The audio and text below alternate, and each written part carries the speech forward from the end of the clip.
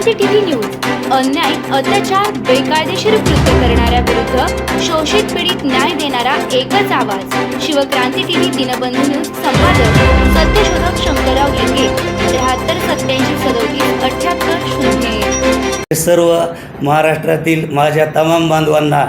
बंधू भगिनींना माझा सप्रेम नमस्कार। आज पत्रकार परिषद घेण्याचं कारण एवढंच की पाठीमागील काही काळापूर्वी माझा प्रसार माध्यमावर जो काही व्हिडिओ व्हायरल झाला बोगस शिपाई भरती प्रकरणाचा, त्याबाबत या ठिकाणी मी आज खुलासा सादर करण्यासाठी ही पत्रकार परिषद या ठिकाणी मी सोलापूर या ठिकाणी आयोजित केलेली आहे। तर या ठिकाणी मी आपल्या पत्रकार बांधवाच्या माध्यमातून तमाम सर्व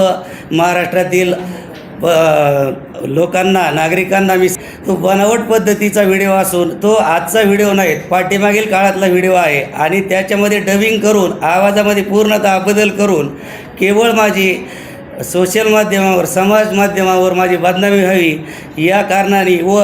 ज्या व्यक्तीने तो स्वतः वैयक्तिक व्हिडिओ बनवून माझा व्हायरल केलेला आहे त्याचं कारण असं की विजय कुमार बाबूराव गुंड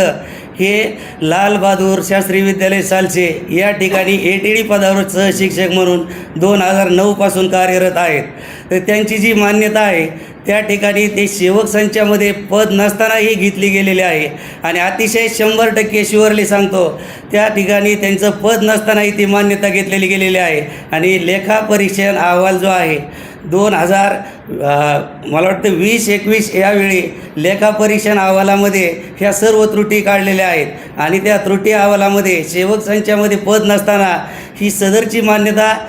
बेकायदेशीर घेतली गेली आणि त्याबाबतची जी वसुली आहे 32,69,080 रुपयाची ती वसुली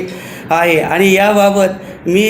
पाठीमागच्या 2 वर्षापूर्वी मी याबाबत आपला चौकशी लावणार असं ज्या वेळेला त्यांना समजलं त्यावेळेला मी त्यांच्या चौकशी लावणार असं समजल्यानंतर त्यांनी पुन्हा माझा फेक व्हिडिओ बनवून अशा पद्धतीने चौकशीच्या पूर्वीच माझी मुख्याध्यापक पदाची आणि माझ्या शाळेची पूर्ण महाराष्ट्रभर वेगवेगळ्या माध्यमातून बदनामी चालवलेली आहे।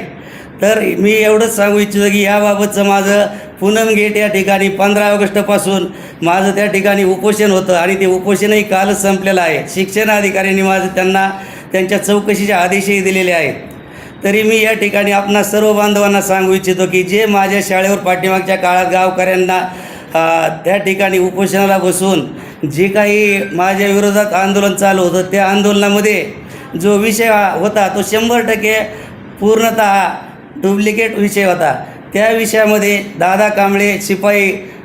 आहे आणि त्याला गेटवर बसवलं गेलं आहे अशा पद्धतीच्या चुकीची माहिती पसरली जात आहे। त्याबाबतचे शिक्षण खात्याने जवळपास मला वाटते 4-5 वर्षापूर्वी